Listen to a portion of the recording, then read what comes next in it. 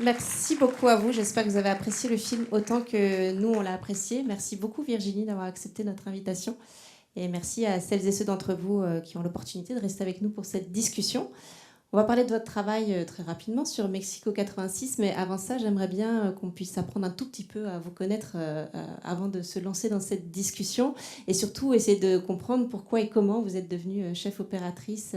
À quand est-ce que vous faites remonter cette envie? Est-ce que c'était quelque chose qui est venu très jeune ou voilà, comment s'est passé pour vous la connaissance de la découverte de ce métier et comment est-ce que vous avez commencé? En fait, j'ai des parents qui sont astrophysiciens et qui regardent le monde à travers des lentilles. Enfin, pas le monde, mais plutôt ce qu'il y a au-dessus de l'univers, quoi. Et donc, depuis qu'on était petite, on a vraiment grandi avec des télescopes. Mon père, ma mère qui fabriquaient des lentilles dans leur cave. Un père qui regardait une lumière à travers une lentille. Il y avait toujours ce rapport, en fait, à la lumière et à regarder le monde à travers quelque chose ou à travers un instrument, avec la question de qu'est-ce qui est réel, est-ce que c'est l'image de ce qu'on voit ou est-ce que c'est la réalité elle-même. Donc il y a une fascination de ça, et ça c'est depuis que je suis petite en fait que j'ai grandi avec ça. Tellement fascinés qu'ils étaient, mes parents, je pense qu'ils essaient de nous pousser à faire le même métier qu'eux. Voilà, quand on aime quelque chose, on veut le partager. On a grandi avec ma soeur avec beaucoup d'astronomes à la maison et qui étaient tous très perchés là-haut. Et c'est vrai que moi, il y avait ce truc, j'avais envie d'être sur Terre, en fait, d'être en lien avec les gens. Et puis je me souviens quand j'avais 11 ans, il y a une équipe de tournage qui est venue à la maison une fois, parce qu'ils faisaient une petite série, c'était sur les métiers de la nuit.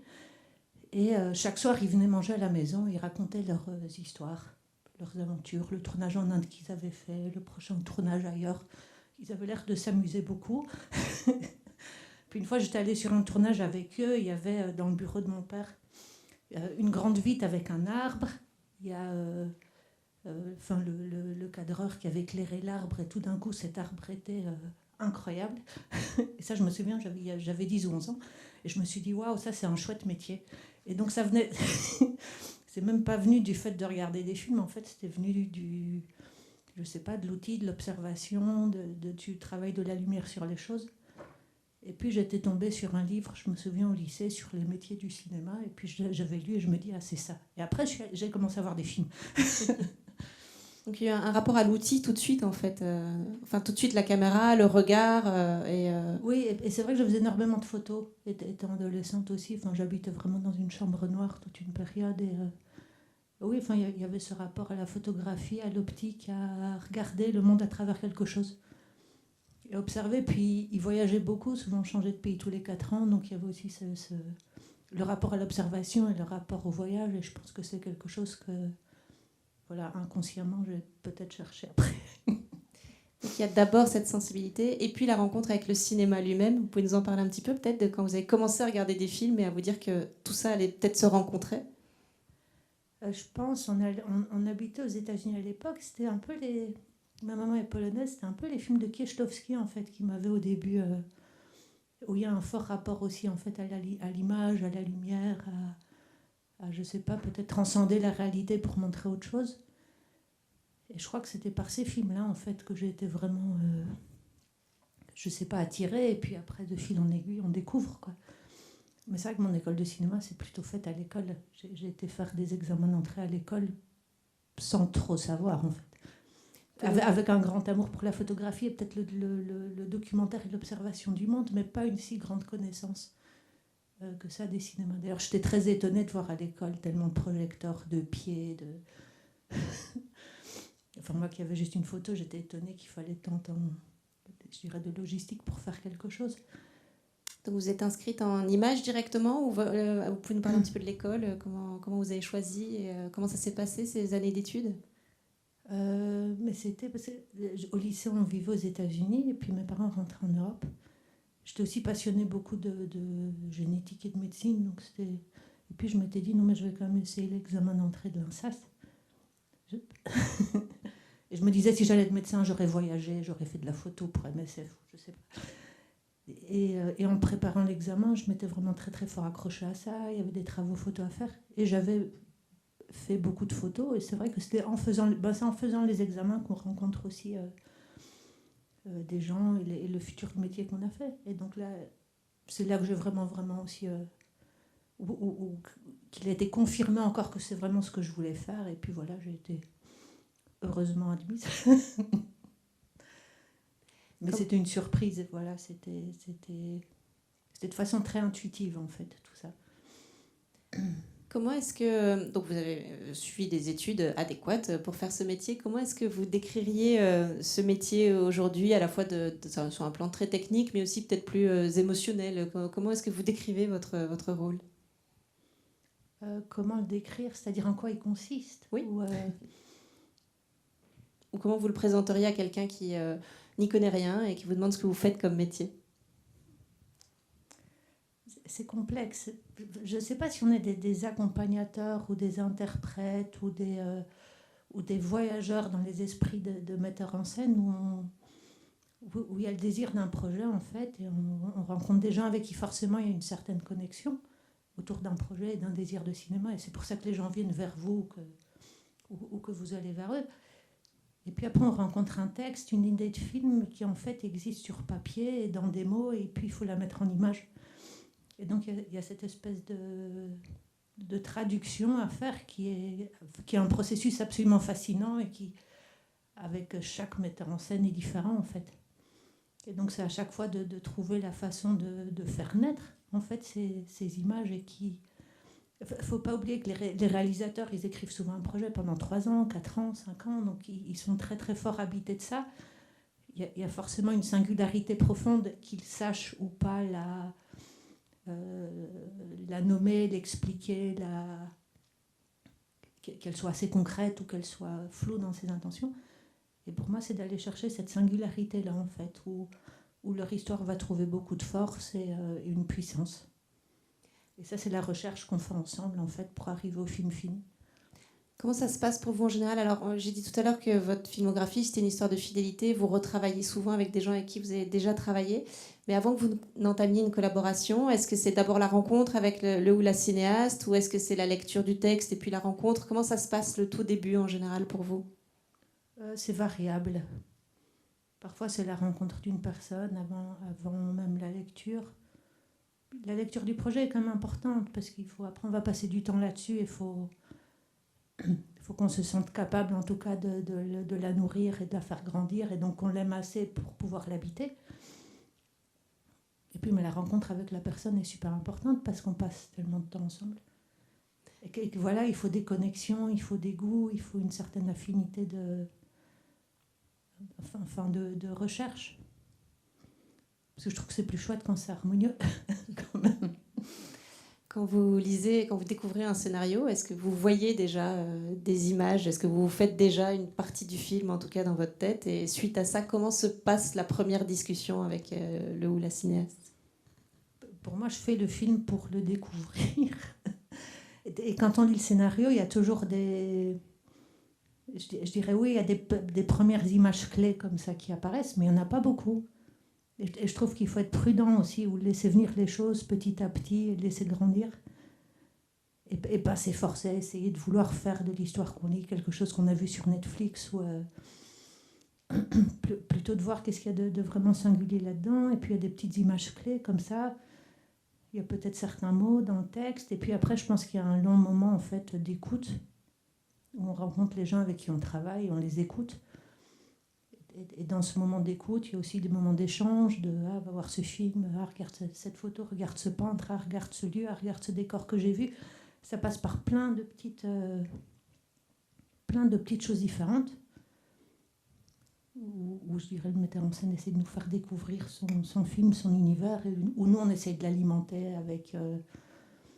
Et puis voilà, et c'est quelque chose qui se compose comme ça et qui se construit un peu plus, je sais pas, comme une sculpture. C'est long. C'est long et petit à petit aussi, il y a beaucoup d'autres gens qui vont venir se greffer dans l'équipe pour construire ça avec vous. Et donc il y a quelque chose comme ça de tenir la ligne et puis de laisser les bons éléments venir. Et quelque part, on le sent quand c'est juste, quand c'est pas juste. Enfin, et je crois que le metteur en scène est un peu celui qui va toujours donner le centre de gravité, voilà, qui va nous ramener dans sa ligne, en fait, si on dévie un peu trop ou pas. on va revenir sur le processus de création entre la première lecture et puis le tournage lui-même. Mais est-ce qu'on peut juste revenir sur...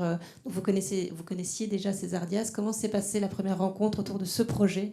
Quelles étaient les premières intentions, les premières choses que vous vous êtes dites quand vous avez commencé à parler de Mexico 86? Ce projet, c'était le deuxième projet que je fais avec lui. Sachant que moi, je l'ai rencontré, c'était, je pense, 4-5 ans avant qu'il ait fait son premier film, donc Nuestras Madres.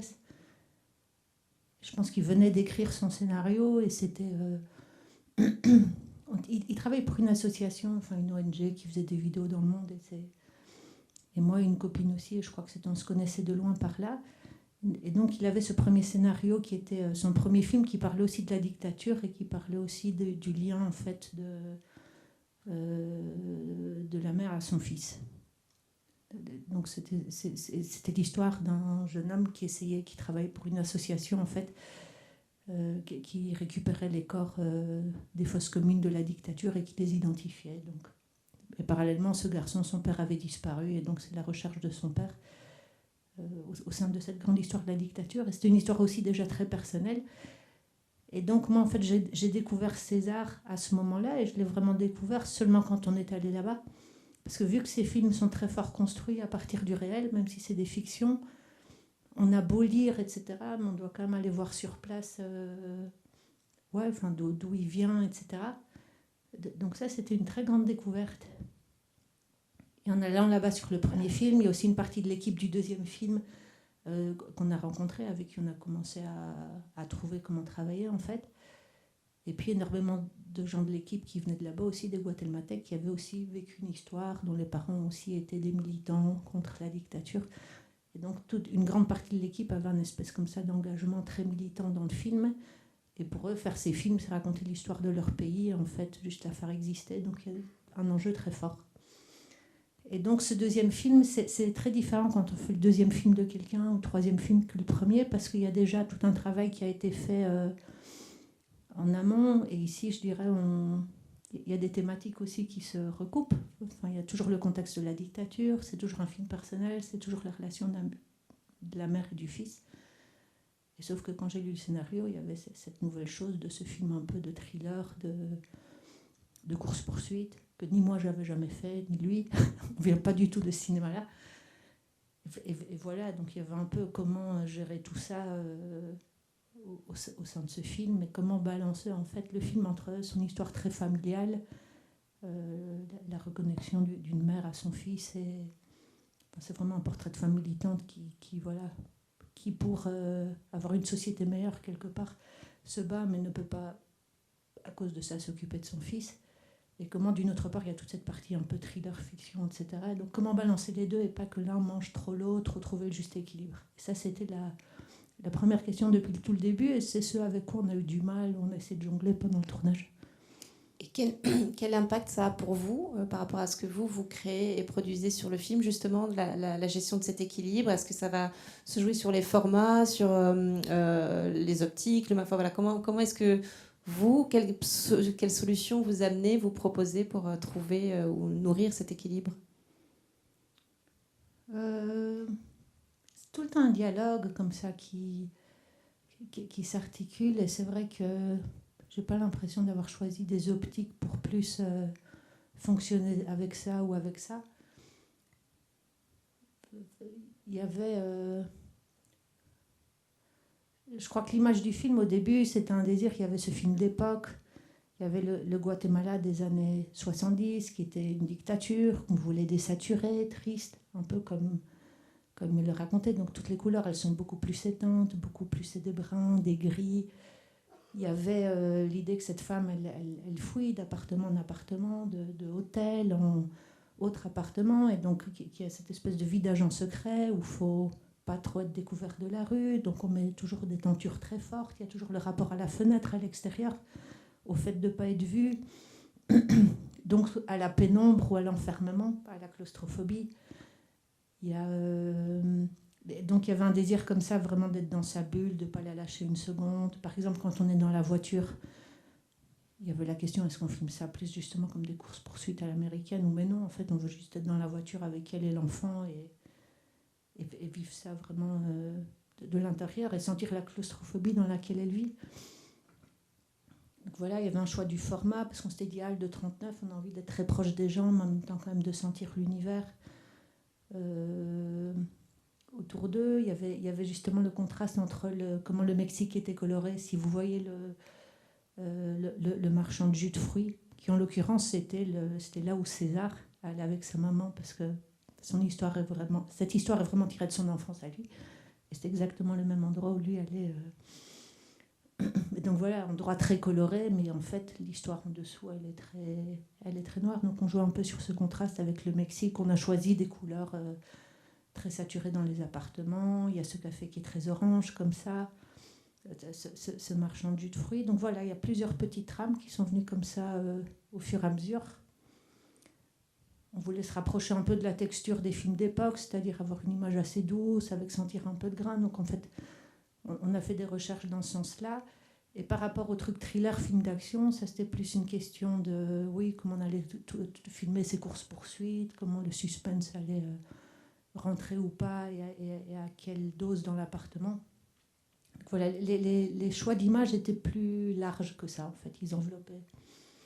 Vous parliez des scènes dans la voiture, par exemple, qui sont très proches du personnage, et on est souvent très très proche du personnage, alors qu'on pourrait dire que dans un film d'action, il faut voir le plan, avoir du recul, etc. Et là, on est vraiment dans un film d'action, mais très intime, et l'intimité passe par la proximité avec le personnage de Maria.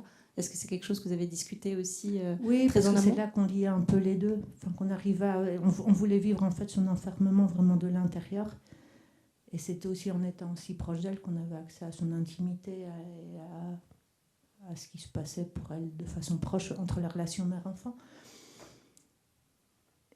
Et donc c'était une façon comme ça de prioriser quand même, je dirais le portrait de femme. Et dans ce portrait de femme, il y a ce qui lui arrive justement dans ses courses-poursuites, mais aussi surtout ce qui lui arrive dans son dilemme de renouer ou de ne pas arriver à renouer avec la relation avec son enfant. Pour revenir un petit peu au calendrier, on voit bien que vous faites des films avec des univers très singuliers à chaque fois, et j'imagine que c'est à chaque fois une expérience singulière, mais vous arrivez à peu près combien de temps avant le tournage, et comment se déroule votre travail ? Est-ce que vous êtes là pour les repérages aussi, par exemple, ou pour les décors ? Comment est-ce que se pratique votre travail avant d'être sur le plateau ? Par exemple, ce film-là, c'est longtemps, parce que je pense qu'il était en train d'écrire le film, où il y avait déjà l'idée du film, que déjà on est que déjà on en entend parler. Alors parfois il y a des films où on peut nous appeler 2 mois avant parce qu'il y a quelqu'un qui est parti, ils ont besoin de trouver quelqu'un vite. Donc ça dépend des films, ça dépend si c'est une première fois ou pas. Mais c'est vrai que les gens avec qui on retravaille, souvent en fait c'est plus on les suit sur le long terme, mais on est déjà au courant des projets avant qu'ils soient écrits. Et ça c'est très très beau parce qu'on les suit, on les suit plus longtemps. Donc ce projet-là, j'étais au courant très longtemps avant. Par contre, il a attendu très longtemps avant de l'avoir financé. Parce que comme vous voyez, c'est un film qui se passe dans les années 80. Donc ça veut dire que si on tourne aujourd'hui, dans n'importe quelle rue, on doit changer toutes les voitures, on doit changer tous les costumes. Et donc tout ça coûte de l'argent. Même s'il n'y a rien de spectaculaire, quelque part, en fait, c'est très onéreux parce qu'on ne peut pas du tout filmer la réalité telle qu'elle est. Enfin, on doit intervenir à beaucoup de niveaux. Donc au début, il a longtemps essayé il a longtemps attendu avant de le financer. Et puis quand on a décidé de le faire, finalement la première étape, c'est vrai, il m'avait donné un film qui pour lui était très important. C'était un film de Sidney Lumet qui s'appelle Running on Empty et qui raconte en fait une famille. C'était des militants américains qui avaient mis une bombe dans une université et qui ensuite fouillent les flics, mais pendant de nombreuses années, à chaque fois changent de ville, changent de nom, changent d'identité. Et c'est une famille de 4. Et en fait, le film c'est vraiment un film sur la famille de ces 4 personnes, dans le contexte en fait de cette fuite. Et c'est un film qui balance très très bien, justement, entre ce film un peu de genre et un drame au sens plus classique du terme. Donc il y avait un peu ce film-là comme référence qu'il nous avait donné, et qui est très beau et que je vous conseille. Moi, j'étais heureuse de le découvrir, quoi. Et ensuite... Donc d'abord, vous nourrissez en fait de références qui vont... Oui, mais pas beaucoup. J'essaye pas trop, en fait. Ou les choses essentielles qui restent comme ça, comme des vraies références. Mais après, il faut juste partir de là et puis aller dans la singularité du nouveau film, pas trop être prisonnier justement de ces références. Et donc voilà, il y a quelques petites références comme ça, mais après, très vite, on va en repérage en fait. Et là, c'est une des étapes les plus importantes. En fait, on choisit les décors, on regarde les structures de l'espace, on se demande comment on va intervenir sur les décors et comment les scènes vont être jouées dans les décors et peuvent... Donc là, c'est vraiment un grand passage au concret, en fait, en voyant les choses en vrai, en se disant oui, ce café-là fonctionne, cet appartement, on l'aime bien parce qu'il a quelque chose de tentaculaire. Justement, l'appartement où ils se réfugient une fois qu'ils sont au Mexique avec l'enfant, c'est un appartement qui a une structure très bizarre. Or, c'est un appartement qui appartient à cette organisation militante qui a abrité de nombreuses familles. Pardon. Qui abritait de nombreuses familles qui ont dû se cacher là-bas. Donc voilà, on essaie de trouver quelque chose qui a une structure un peu particulière pour raconter aussi le passé des lieux. Et je dirais c'est dans cette étape de repérage, mais où intervient aussi la chef d'éco, ici qui est Pilar aussi, qui avait fait son premier film. Il y avait aussi l'assistant réalisateur. Donc là, on est déjà plusieurs. Et c'est vrai qu'on débat beaucoup des scènes à ce moment-là et que c'est dans le concret que le film fait vraiment un grand pas en avant. Justement, donc votre premier interlocuteur, c'est le cinéaste, et donc vous venez de parler de la chef d'éco, de l'assistant réalisateur, qui sont ensuite les gens avec lesquels vous travaillez de façon très directe en préparation et puis sur le plateau. Ouais, toujours. Enfin, souvent, parfois c'est plus l'un, parfois c'est plus l'autre. Il y a des chefs décorateurs qui vont être plus présents au tournage. Il y a des assistants réalisateurs qui vont être plus présents dans la mise en scène. Ça, c'est un peu chaque configuration d'équipe va se réinventer autour de comment fonctionne le metteur en scène, je dirais. Mais il y a un noyau dur à ce niveau-là, en tout cas. Et vous, comment vous composez votre équipe? Parce que j'imagine que vous avez aussi une équipe après, une fois arrivé sur le plateau. Et sur les films qui sont comme ça à l'étranger, il y a souvent le fait de travailler avec des gens en fait locaux de là, parce que c'est pas possible de ramener tout le monde et puis que ça n'a pas beaucoup de sens. C'est chouette de faire participer les gens qui ont vécu l'histoire à un cinéma qui se passe là-bas, sachant que déjà nous, on vient de l'extérieur. Et là, en fait, il y avait déjà une grosse partie de l'équipe que j'avais rencontrée sur le premier film, et donc on était ravis de retrouver, évidemment. Et sur le premier film, en fait, il y avait... L'industrie du cinéma au Guatemala est toute petite, donc il y avait, c'était des gens avec lesquels César était lié depuis l'enfance, parce que tous leurs parents étaient en fait des militants, énormément d'entre eux ont été exilés au Mexique, et donc ils retournaient au cinéma, et ils prenaient le cinéma un peu comme une arme, comme leurs parents l'avaient fait à l'époque. Et donc sur le premier film, cette équipe s'était fait naturellement comme ça, et évidemment on passe tellement de temps ensemble qu'il y a la plupart du temps, il y a vraiment des liens qui se lient et puis on a envie de retravailler ensemble. Sur un film de fiction comme ça, vous avez combien de personnes en général dans votre équipe et c'est quoi les différents postes qui travaillent avec vous? Alors, il y a quand même si c'est des fictions, il y a quand même moyen d'avoir un nombre de gens, il y a moyen que ce soit beaucoup plus léger ou beaucoup plus lourd. Et je dirais que le nombre, il va être... ici, c'est un film d'époque, donc il y avait quand même beaucoup d'interventions en fait à faire sur les décors. On avait beaucoup de décors par jour, donc il fallait les éclairer, les désinstaller, etc. Donc ici, l'équipe était assez conséquente quand même. Je pense qu'à la lumière, ils étaient 4 ou 5, peut-être à la machinerie 2, à la caméra 3. Mais c'est vrai que ça devient vite une douzaine de personnes. Après, voilà, il y a des films où on a plus de temps, on est beaucoup plus petit. Et ça, c'est un peu à chaque film qu'on constitue l'équipe en fonction des besoins. Et ça, c'est vraiment les gens qui travaillent, je veux dire, sous vos ordres. C'est pas une belle expression, mais je veux dire, c'est vous qui coordonnez le travail de cette équipe. C'est vraiment là, donc la machinerie, la lumière, etc. Ça, c'est vraiment vous qui coordonnez ce travail. Oui, tout à fait.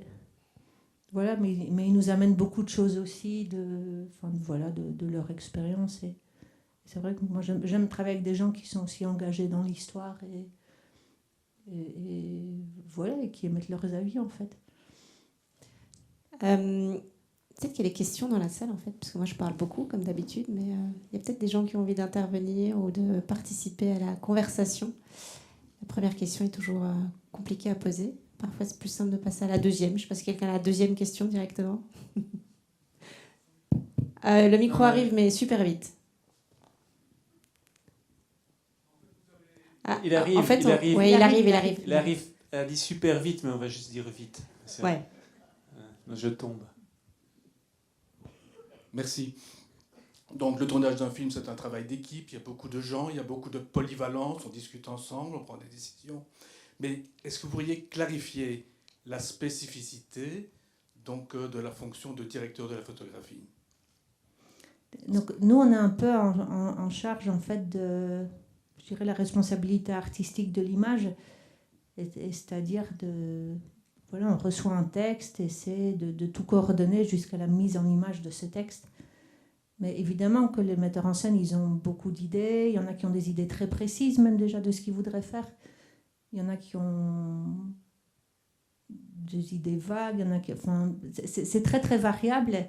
Et nous, on accompagne, on essaie de concrétiser en fait ce passage de l'écrit à l'image. Et concrètement, en fait, donc il y a toute la préparation de comment on va découper le film, comment est-ce qu'on va organiser en fait le film en plan, en image qu'on va filmer. Donc ça se passe avec le travail de la caméra, le choix des optiques, le choix des emplacements caméra. Et il y a tout un travail, mais qui est fait vraiment avec le metteur en scène sur comment on va découper le film pour le tourner, l'organiser en plans qui vont être ensuite assemblés en séquence. Il y a tout le travail de la lumière, parce que sans lumière, on ne voit rien, il n'y a rien qui existe. Donc, comment est-ce qu'on va éclairer les scènes? Et il y a aussi quand même tout un travail autour de la direction artistique, du choix des décors, du choix des costumes, même s'il y a, ça c'est quelque chose qui, évidemment, est pris. La chef déco prend en charge les décors, le chef costumier, les costumes, mais c'est quelque part, à l'image, il y a tout ça qui va se rencontrer, et donc il y a aussi un regard sur tous ces aspects-là. Est-ce que vous intervenez sur le jeu des acteurs? Ça dépend avec quel metteur en scène. Il y en a qui sont en demande, en fait, vu qu'on on fait partie de ces premiers gens qui regardent, il y en a qui vraiment sont en demande d'avoir notre retour et le ressenti de ce qu'ils voient, parce que quelque part, tous les jours, il faut construire une scène d'un film à partir de rien. Et voilà, il y a des metteurs en scène qui travaillent plus à l'horizontale, ou quelque part, ils sont toujours en demande à leurs collaborateurs proches de savoir un peu aussi ce qu'ils ressentent, parce qu'on est les premiers à voir, et on est arrivé plus tard sur le projet qu'eux. Et puis il y en a qui installent un rapport vraiment sacro-saint entre eux et les comédiens, et où on sent qu'on doit rester un peu plus en dehors, et où les acteurs n'aiment pas en fait qu'on se rapproche trop de cette liaison-là. Donc il n'y a vraiment aucune règle, en fait. C'est vraiment au cas par cas. Je dirais on a un métier qui est malléable et qui doit s'adapter un peu, en fait, à chaque situation. J'ai une question très concrète à ce propos. Est-ce que vous cadrez vous-même les films? C'est-à-dire, est-ce que vous êtes le premier... Enfin, est-ce que vous voyez dans l'œil de la caméra, ou est-ce que vous êtes au combo, comment est-ce que vous êtes placé pendant le tournage? La plupart, oui. Au Maroc, souvent, je cadre donc pas. Vous cadrez, ou bien je fais une des deux ouais. caméras. Et puis, je dirais la plupart des films que je fais, oui. Parfois, je ne le fais pas, et dans ce cas-là, je suis plus à distance, et ça permet d'avoir un regard où on dirige plus, ce qui est très intéressant aussi. Et et de l'être, on est dedans, et du coup, on a peut-être moins de distance, mais on est plus dans un rapport sensoriel avec les comédiens, avec ce qui se fait. Et donc, je dois dire, j'aime bien de temps à autre de passer de l'un à l'autre, mais j'aime beaucoup cadrer aussi, ouais. Et justement, est-ce que vous diriez que vous avez quand même un style dans votre façon de travailler, c'est-à-dire plutôt, par exemple, à l'épaule ou posé, ou plutôt un type de cadrage? Enfin, voilà. Est-ce que vous diriez que vous avez quand même un style, et que les cinéastes viennent vous voir aussi parce qu'ils se disent que ça va rencontrer leurs envies sur la façon dont ils veulent raconter l'histoire? C'est une dure question, parce que quelque part, on doit pouvoir s'adapter à chaque fois et trouver une singularité dans les choses. Après, on vient avec qui on est, on réagit aux choses avec une intuition qui nous appartient. Et donc forcément, il y a des choses qui se répètent. Et quand on vient nous voir, c'est parce que quelqu'un a, je sais pas, ressenti quelque chose dans un travail qui pourrait convenir chez eux. Donc oui, je pense qu'il y a un style, mais comment le définir? Je pense qu'il est très intuitif et je pense qu'il y a aucun de nous qui essaye de faire style, en fait. Mais c'est plus dans la façon intuitive de répondre aux demandes et de réagir au monde que ce style apparaît. Est-ce que quelqu'un d'autre a... Oui, ici. Bonsoir. Moi, je me demandais si vous travaillez avec des storyboards, justement, au moment du découpage ou selon les metteurs, metteuses en scène. Et qu'est-ce que vous en pensez, de votre point de vue de DOP? Wow, ça, c'est une grande question. Parce que, de nouveau, il y a des réalisateurs qui vont venir avec des storyboards tout faits. Il y en a qui vont venir avec rien du tout.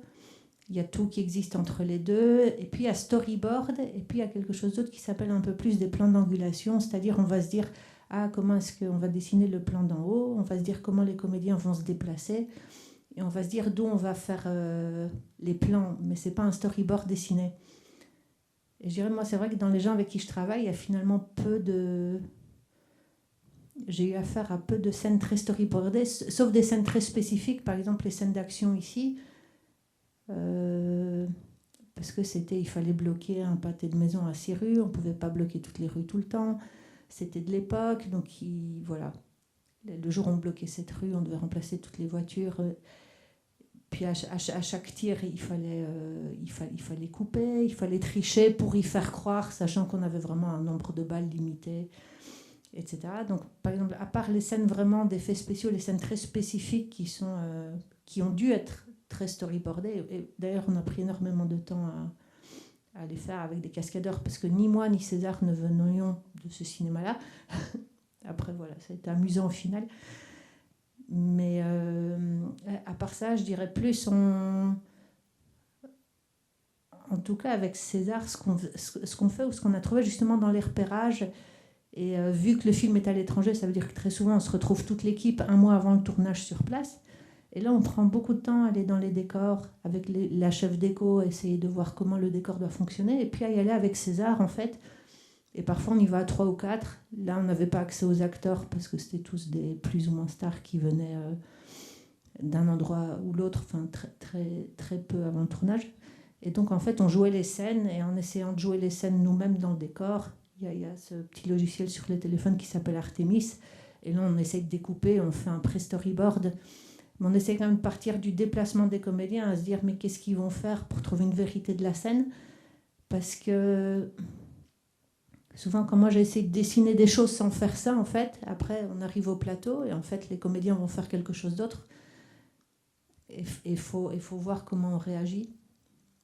Donc c'est plus simple de se rapprocher déjà il faut que la scène soit vraie pour qu'on puisse bien la filmer. Donc si on projette trop de choses et qu'après on n'arrive pas à bien mettre en scène la scène, voilà, notre plan va s'évaporer. Et donc c'est vrai qu'en travaillant dans les décors avec les comédiens, c'est la plus grande chance. Où le storyboard arrive le plus proche de ce qui pourra être au tournage. Et avant ça, sinon, le fait de s'y préparer et de deviner, ça nous prépare, mais il faut toujours garder cette ouverture au moment du tournage.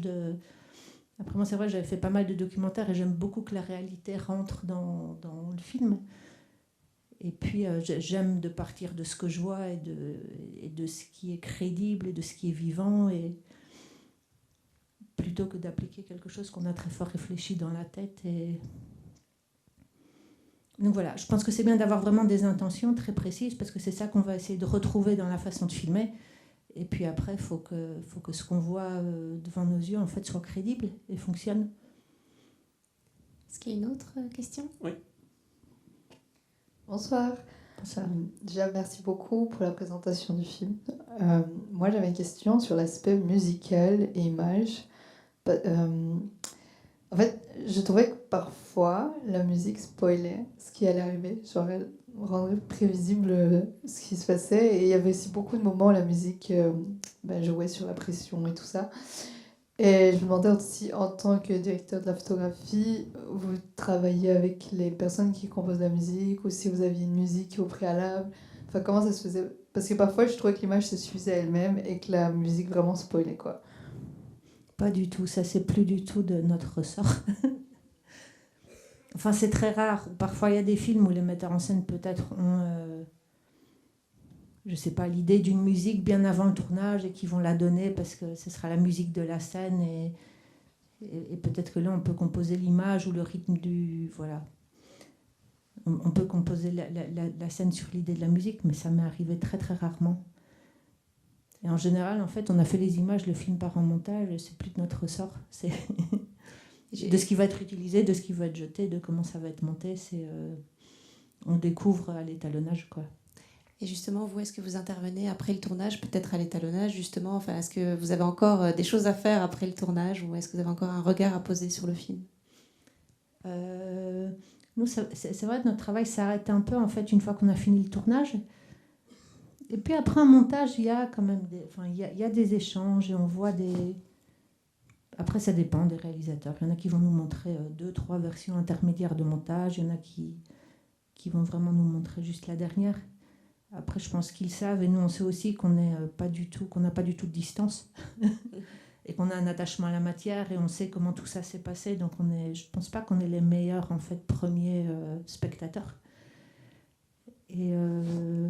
Voilà, au niveau souvent de ils l'étalonnage, partagent après, un peu. est-ce que vous êtes présente en général ou est-ce que c'est vraiment quelque chose que vous laissez Non, c'est très gai l'étalonnage, parce que surtout avec les méthodes d'aujourd'hui, donc c'est vraiment l'étalonnage, c'est vraiment du Photoshop sur l'image en mouvement. Donc, il y a des logiciels très puissants et en temps réel, on peut vraiment changer les couleurs des choses, rendre plus chaud, rendre plus froid, plus clair, plus sombre, plus contrasté.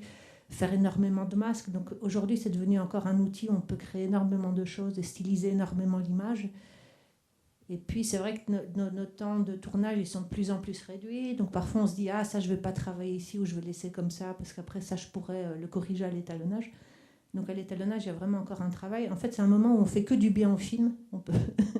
On peut rien faire de mal et c'est jouer au coloriage, en fait, quoi. Avec des machines très puissantes, donc c'est très agréable et on peut encore faire beaucoup à ce moment-là. Donc c'est un moment où peaufiner le travail et l'affiner, le préciser. Voilà, mais moi je prends moi c'est vrai que j'aime prendre des directions quand même très fortes déjà au tournage, mais on peut vraiment affiner beaucoup de choses à ce moment-là et c'est du pur plaisir aussi, sans stress. Une autre question là-haut. Moi j'avais une question par rapport à l'équipe technique. Est-ce que du coup vous avez tourné avec une équipe technique mexicaine ou c'était totalement belge et c'est quoi les principales différences? Ça c'était une des difficultés du film en fait, c'était que le film s'est tourné entre le Mexique et le Guatemala avec une partie de l'équipe belge. Et en fait, beaucoup d'extérieurs étaient au Mexique, on a tourné 2 semaines au Mexique et on a tourné je pense 5 semaines au Guatemala. Le Mexique a une très grande industrie de cinéma, ils ont tous les gros films américains qui vont là, et même si on fait une scène dans un café où il y a 2 personnes, il y a tout de suite 19 camions, même si c'est des camions vides. Et parfois c'est des camions vides, il y a 2 réflecteurs, mais il y a 8 mecs. Et si on va voir, mais pourquoi est-ce qu'il est là? Ils vont toujours trouver, évidemment, et le chef du chef, chaque chef doit avoir un sous-chef. Enfin bref, non mais c'était impressionnant, on avait des rues remplies de camions alors qu'on tournait principalement des extérieurs ou des choses en lumière naturelle dans le métro, mais c'était un village quoi. Et puis au Guatemala même, c'était la chef décoratrice, elle rigolait toujours, elle disait mais au Mexique moi j'ai rien à faire, c'est tout est comme ça et j'ai un camion. Et au Guatemala en fait on avait tout à faire. J'avais pris beaucoup de matériel lumière de Belgique qui n'est jamais arrivé, donc on s'est retrouvé sans matériel. Il n'y a pas vraiment de vrais loueurs là-bas où c'est plein de petits loueurs différents. Et en fait, donc on s'est retrouvé avec aucun camion pour la déco, alors qu'il y avait 10 intérieurs différents à construire. Moi, mes camions lumière et machinerie sont tout petits et très charmants. Et donc voilà. Et donc tout était beaucoup, beaucoup plus modeste, mais tout était possible. Et au Mexique, tout était beaucoup plus lourd et rien n'était possible. Et ça, c'était l'absolue absurdité avec laquelle on se battait constamment, en voulant tourner plus de choses au Mexique. Mais finalement, au Mexique, c'était tellement compliqué qu'on les ramenait en fait au Guatemala. Et c'était vraiment des équipes à une logique et une éthique très différente. Je dirais l'équipe guatémaltèque, elle était militante comme elle dans le film. Et puis l'équipe L'équipe mexicaine, c'était une équipe de production exécutive qui fait des films pour les Américains, des grosses pubs, etc., et qui n'était pas du tout dans ce rapport-là. Donc ça changeait très très fort le rapport et c'était gênant en fait. Enfin, ça nous a déstabilisé beaucoup de fois, ouais. Et puis on devait faire tout matcher évidemment, parce que par exemple la maison, l'intérieur c'est au Guatemala, et puis l'extérieur quand ils sortent dans la rue c'est au Mexique, donc il y a tous ces rapports-là, intérieur-extérieur, à faire fonctionner tout le temps. Et il y a énormément d'énergie qui va là-dedans, c'est très fatigant. Si, je crois qu'il y a des gens super au Mexique, c'est juste une question de... Voilà. Puis ça n'était pas forcément anticipé de toute façon, j'imagine, ce type de... C'était préparé, mais de je crois par rapport exemple... au tournage, quoi. César, il vient du Guatemala, il a sa vie là, il connaît plein de gens là, ils ont eu le désir de faire du cinéma ensemble. Donc il y a vraiment une équipe qui est fédérée. Et c'est vrai qu'au Mexique, on arrivait plus comme aussi... bon, César était guatémaltèque, mais c'était quand même un film belge qui allait là-bas. Donc c'était plus dans un rapport de production de service, surtout qu'on restait 2 semaines. Et donc il n'y avait pas cette profondeur d'échange avec les locaux qu'on a eu au Guatemala, aussi du fait d'avoir fait le film d'avant, en fait. Mais j'imagine que pour financer, il faut passer par le Mexique de toute façon. Donc c'était pas... Ouais, c'était pour les décors, en fait, surtout aussi, ouais. Ça s'appelle Mexico 86. Ouais. À la base, il y avait une grosse scène dans le stade de foot de l'époque, mais il n'y avait plus d'argent. Dernière question. Je pense qu'on a le temps pour une toute dernière question. Bonjour, c'était pour savoir par rapport à l'équipe de photographistes, c'est toujours la même ou est-ce que vous changez en fonction de la production, du réalisateur ou quoi?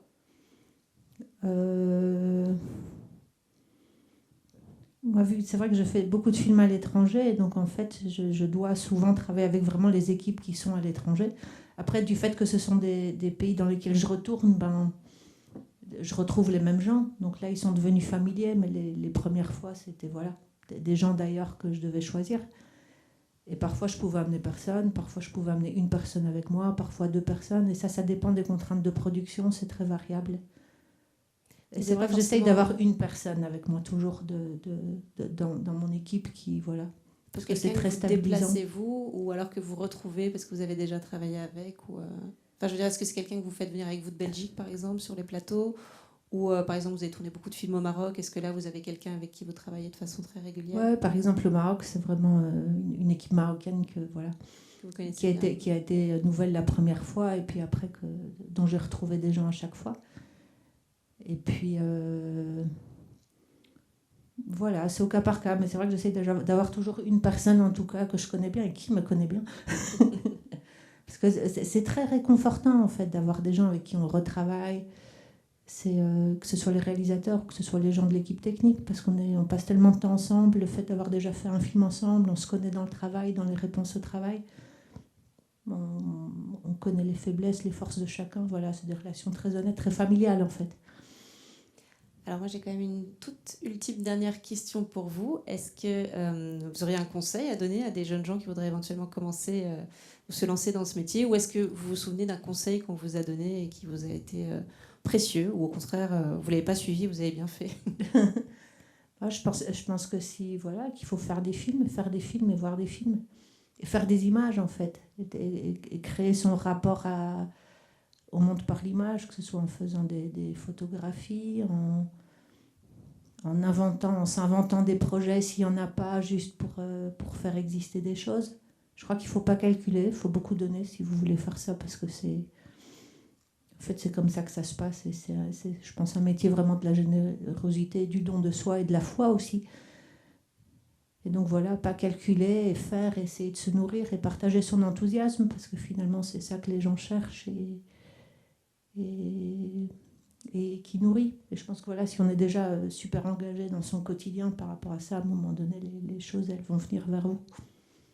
Alors avant de vous quitter Virginie, je voudrais juste dire 2 petites choses. La première, c'est que le film est sorti hier dans les salles et ici au Palace, donc parlez-en autour de vous, c'est vraiment très important pour la vie du film. Vous êtes ses meilleurs ambassadeurs et ambassadrices, et c'est vous qui pouvez faire en sorte qu'il rencontre son public. Et la deuxième chose, c'est que la prochaine masterclass aura lieu le jeudi 1er mai. Ce sera autour du film Reflet dans un diamant mort de Hélène Caté et Bruno Forzani, avec l'affichiste du film, un métier qu'on n'a encore jamais abordé dans ces masterclass. Donc on se réjouit de pouvoir en parler à cette occasion. Virginie, mille merci d'avoir accepté notre invitation. Et moi, je voulais encore remercier des gens ici, parce qu'il y a des gens voilà, que j'ai souvent emmenés ailleurs. Je vois Mathéo, Tom, Marie et Bénin, avec qui j'ai fait 2 films déjà en Amérique du Sud. Je voulais les remercier. Merci pour votre émotion. Donc oui, c'est les réalisatrices de Fuga. Profondément, en fait. Parce On que le c'est ressent. toujours ces gens qui nous construisent aussi, et voilà. Merci Virginie.